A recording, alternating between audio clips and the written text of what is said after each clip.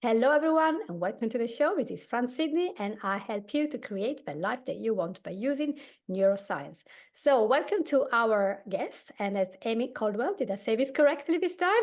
You did, yes. Hi, Franz. So good to see you, and let's go straight and dive into the topic of today, which is health anxiety. How do we know if we have health anxiety, and when do we know that it's not normal? What is actually going on in our mind? So I would like you to listen to the very riveting story that Amy has to share with us. She's now working as a health coach, health anxiety coach as well. Working with people who are stuck in a vicious cycle of health anxiety because of their very, very difficult experience when she was trapped in this cycle of being very worried, creating more symptoms, and then feeling worse. So let's see what the symptoms were, what was going on, because you were 39 at the time. What was going on in your life? Yeah, so at the age of 39, I was diagnosed with breast cancer, and I had no family history of breast cancer. I also had no lump, so it really did catch me off guard and really sent me into a spiral of mistrust with my body. So I literally didn't trust anything my body did after that diagnosis. My treatment was relatively quick and straightforward, and within 6 months, I was out the other side of medical care. But what happened was I found myself in a very dark place where I constantly worried, ruminated, questioned my body's ability. And that also transcended into my children as well. So I would spend a lot of time worrying about their health, about anybody else's health around me. And it was very, very time consuming. It really ate into my life. It really affected my relationships and how my daily ability to cope. Health anxiety is really debilitating, and it is really the question that we have over what our body can do. And we find that it really does eat into our time and our day, and we spend all that time thinking about the worst case scenario. Let's ask you a question then. Yeah. So these are very important symptoms. I would like you specifically to tell me what kind of narrative was going on in your mind, because I'm sure this will resonate. What is the inner chatter? Yeah. Yeah. So the inner chatter is that worry, is that what could I do? What is my body doing? What is it up to without me knowing? Because having Mm. had breast cancer and it did that without me knowing, what else could my body produce me with? So my fear was not only around breast cancer, my fear was around anything that my body could ultimately end my life. So what happens with health anxiety is you find that you Google a lot, you're looking for reassurance, you're looking for somebody to tell you that's not you. And the symptoms that we get because of our worry send us into this spiral. So, what happens with health anxiety is we get put into this what they call fight or flight mode, which is basically where your body is so heightened that it produces symptoms based on your fear. So when you're in this high fight or flight mode, your body produces a lot of hormones, the adrenaline gets rushed around, and blood gets pumped to different areas, different parts of your body. It's not a normal bodily reaction. So at that point, you are presented with a number of symptoms because of this response. So for example, you may find that you have heart palpitations, or you may have muscle cramping or muscle tension. This is a reaction to the fight or flight response, and this is how it works. But not only does it do this, it also produces a number of other nasty responses. So you can have things like dizziness, you can have things like headaches, you can have numbness, sweating, nausea, fatigue. The list is really endless. And the problem with health anxiety is it gets to the point where we're unable to differentiate between what is caused by our body and what is caused by our minds. And that's the really key thing, is that our mind is so powerful that it has the ability to create symptoms based on our anxious state. And that's the real key here. And I think a lot of health anxiety sufferers fail to appreciate or really get their head around the fact that our mind and body connection is so really powerful. Thank you for that, Amy. That is tragic because we can have a heightened state of hypochondria where we get everything. There was a joke 20 years ago, maybe more than that. They said when we read a medical encyclopedia, which used to be what we used to have in my times, we think we have all the symptoms. And when we look at a psychiatrist's book, we think our mother-in-law has all the symptoms, because we tend to give the mental problem to other people and the physical to ours. It was quite a joke, but now if you think about it, we are self-diagnosing very serious conditions without really having enough training for that and understanding. And we might think everything is a disease, or we might arrive to the doctor, and the doctor, hearing the symptoms, might give us anti-anxiety, anti-depression, or something for the acid in the stomach. And really, we're not actually suffering from that condition. Absolutely. And I think the world that we live in now, it's so easy to go on the internet, and look up symptoms. And all of a sudden you're in this spiral where you've self-diagnosed yourself, because yes, that sounds like you. If you've got IBS-like symptoms, it could also, that's created by anxiety, because your body, one of the first things to shut down in the fight or flight response is your digestive system, because it's not needed to help you flee the perceived threat, right? So it's one of the first things to go.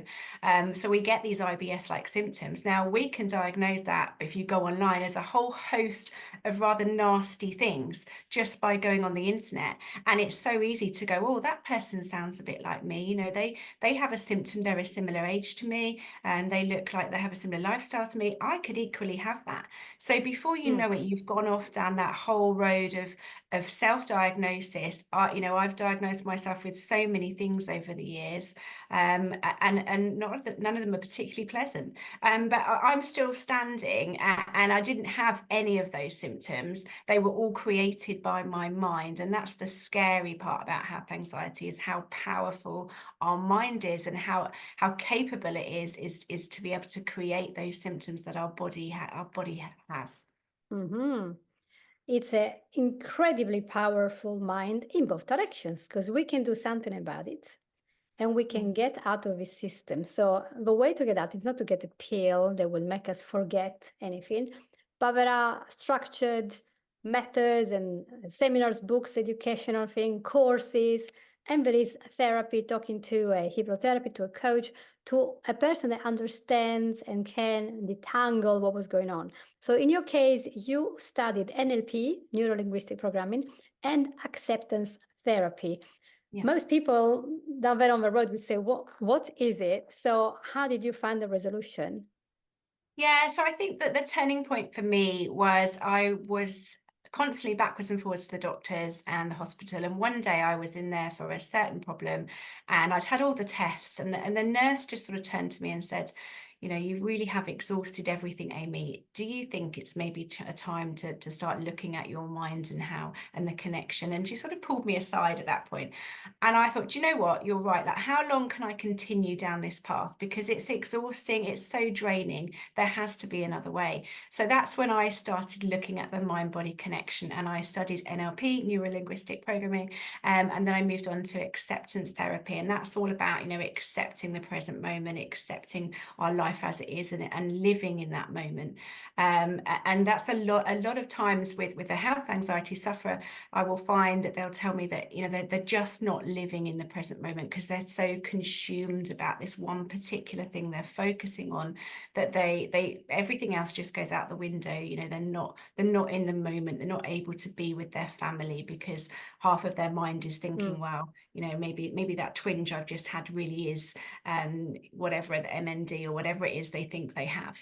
And that's the scary point, is how much it affects our life. So yes, so I did study to be a coach, but also I think my biggest qualification is that I'm an ex-health anxiety sufferer. If you haven't been through health anxiety, then it's very difficult to relate to that. We can all sort of feel for that person, but unless you've been in their shoes, it's very difficult. So I believe is my biggest qualification, and that's how I'm able to relate and move my clients forward, is because I know exactly how they feel. I have been there, done that, got the t-shirt.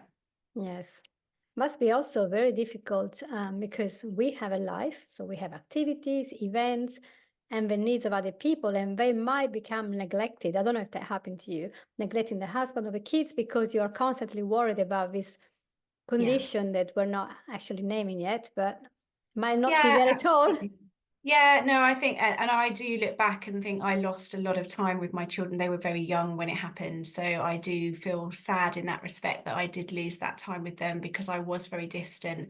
I was in that dark place, and I did spend a lot of time ruminating, what ifing, going through worst case scenarios. And I wasn't able to be present. And so when I look back at photos, yes, I'm there physically. Was I there mentally?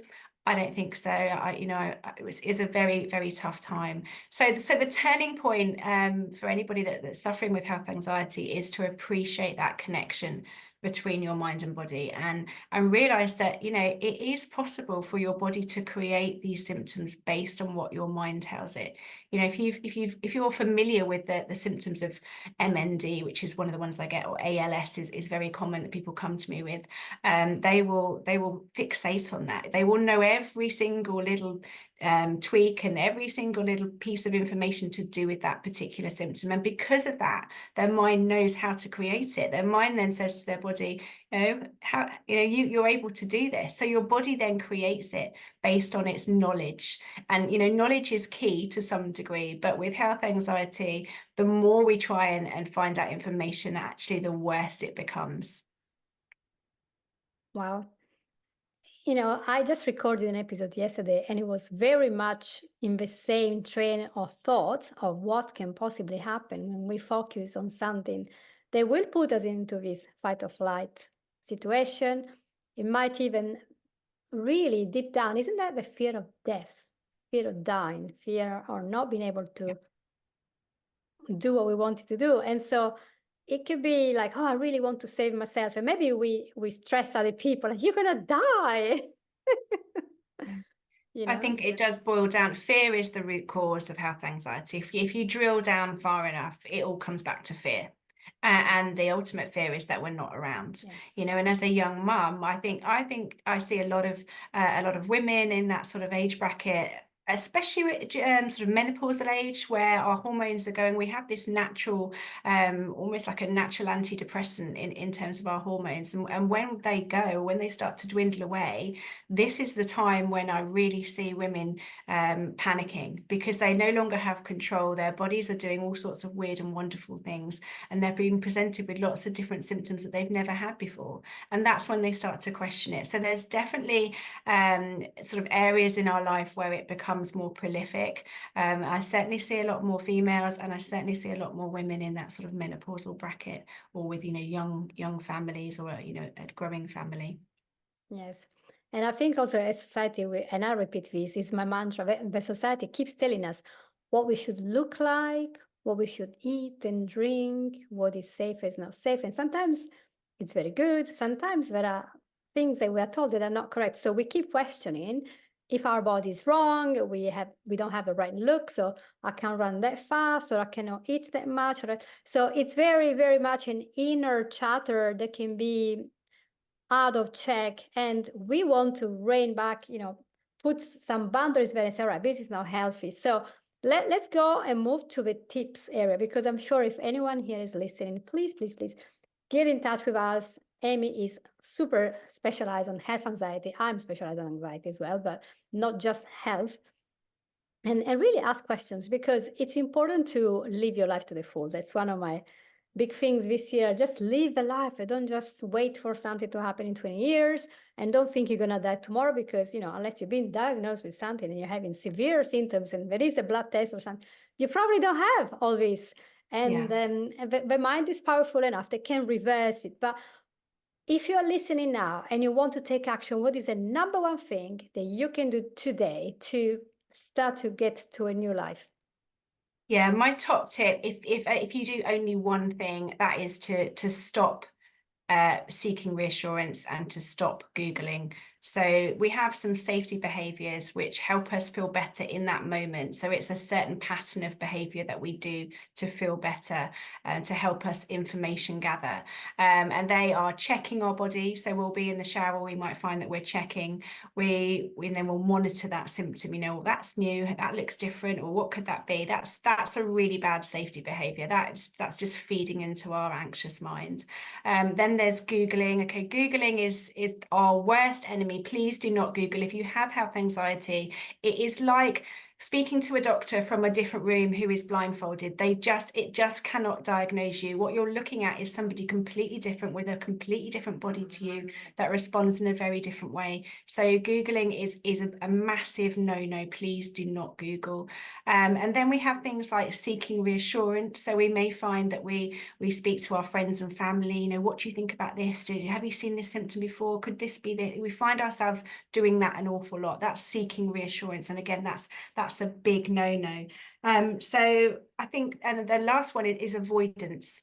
So we may find that we're avoiding certain situations because we don't want to be put in that position, because that might trigger it. So a lot of people don't want to go to the doctors because they're worried about what the doctor might say, or they're worried about a medical situation because that brings on anxiety, and they know that anxiety then creates their heart palpitations or whatever it is that they experience. So avoidance is another safety behavior. So my number one tip is to stop those, to recognize those safety behaviors initially, and then to stop them, to actively stop them. I have a 1 week campaign where I tell my clients to physically, not actually, but sit on your hands. So literally do not do anything. So when you feel the urge to Google, to check, whatever it is, just don't do it. Just have that week. So from day one, you say to yourself, no, I'm not going to feed into that today. I'm actively not going to respond to that. And then count 7 days from there. Write it in the diary, give yourself 7 days. And chances are by the time you get to that 7th day, the symptoms that you had will have disappeared or will have lessened over that week. So it's really a case of sitting with that uncertainty, sitting with that pain point, and it can be uncomfortable, but that's the way that you get through, is to break that habit, break that cycle, because health anxiety really is a pattern, and the only way to move forward is to break it. Is to break it, yeah. So it isn't just stop drinking, stop smoking, stop whatever, but it's to do something better instead of the action, so that we stop with what Joe Dispenza say, neurons that are wired together will fire together. So if we keep repeating the same action, it's going to become familiar. For example, if when I go down the stairs, I don't have to take every step, take the tape measure every step, listen. Oh, yeah, am I too far away? No, I just go very quickly. Why? Because I've done it down the stairs. But if I go to a new staircase, that is maybe one of these old guild halls or a castle and is all convoluted, I'm going to really think, am I? But if I do that every day, Exactly, I'm going to learn it fast, because the brain becomes faster and faster and faster. And the same is for panic attacks. The faster we do it, the more we repeat it, the stronger the connection is. So the way to do it is just saying, well, I'm not responding to the trigger. So it really is about emotional self-regulation, isn't it? Learning to live with it. Yeah, it's not feeding into that negativity in your brain. So when we do all these things, we're telling ourselves, oh, actually, I've got a reason to worry. And when we check, we're going, oh, actually, you're right. My mind is right. Therefore, I'm going to feed into that and just try and make sure that isn't the case. But what you're doing is you're feeding into that negativity, and you're feeding into that cycle. So that's counterintuitive. It doesn't help us in any way. So safety behaviors are the ultimate number one thing to avoid, to not do. It's really important that you make an active, conscious effort to avoid yourself doing that. Yes, there is an exception to this. I was listening to a Huberman Lab podcast last week, and he was talking about placebo and OCD and lots of other issues. Very interesting. Of course, he teaches neurobiology, so he knows a little bit about neuroscience, does it? And one big thing was some of the OCD traits, if they come very early in life, and one of the OCD traits is health anxiety, some of them actually very much wired into our system through genetics. And so if you have those genetics that predispose you, and then you have environment triggering you, And then we have, this huge amount of education, if we call it like that, from Google, then you can really hit the ground running there and be completely. So we have to remember, sometimes we are wired to be worried for everything. There are people that are warriors. They just worry the whole day. So look back and say, what can I do? And if a situation persists, and despite all you do, nothing's getting better. It could be that you have a genetic predisposition, then you might want to work better with a neuroscientist to really identify what are the triggers, the chemical, the neurochemicals that are needed, so you can have the whole situation under the control. But the majority of people don't have that. It's just an action that you repeat over and over until it becomes familiar, like people who check their door 20 times, they check for gas 50 times a day, or they have to clean every part of their body in a certain order, otherwise they get the germs. So we can end up really trying to save our life and then destroy our life in the attempt to make a better life, which is the opposite of what I preach from this podcast. We want to create the life that we want. And one of the things is just drop Google. When you have this condition, it's not helpful at all. It's not helpful. Yeah, it's not helpful in any way. Not helpful. So it's very important. It's very eye-opening. Of course, we could be talking the whole day about this, but you guys, I think you have enough information to get started in your journey. It is all right. Enough is enough. And while it is important to be informed about what we have, so we can tackle with diet, exercise, mindful journalists, and whatever the doctor says, wonderful. But sometimes it's the case of stepping back and say, oh, actually, yeah, Amy is saying this correctly. We have to actually look back. So if you have any questions, guys, you know where Amy Caldwell is. Please contact her. She's right here in Cambridge, amazing place in the United Kingdom. And I'm right here in Norfolk so far. So please ask any questions. Feel free. You can have free consultations as well. So put in the comments something you want to talk about, because health anxiety does exist. And it's something we don't have to live with. We can do without. Absolutely. It's a conscious choice to move beyond it, but it is absolutely 110% doable and achievable, and you can move beyond it. I'm living proof of that. So, know that it is a road that you can go down. It is possible to live a better life. And once that one goes, the anxiety goes, and the heart palpitation go, the feeling the chest that is tight, we're going to faint in a minute, and everything triggers us. That goes. And just imagine all the places you can go to, all the things you can do, because you no longer have this master telling you everything is unsafe. Yeah, absolutely. Yeah, it's quite good. Thank you so much, Amy. Thank you, Franz. Hope you guys share this episode to all your friends. Click, share, subscribe. You know what you have to do, right? Like. Thank you so much. Thank you for your time.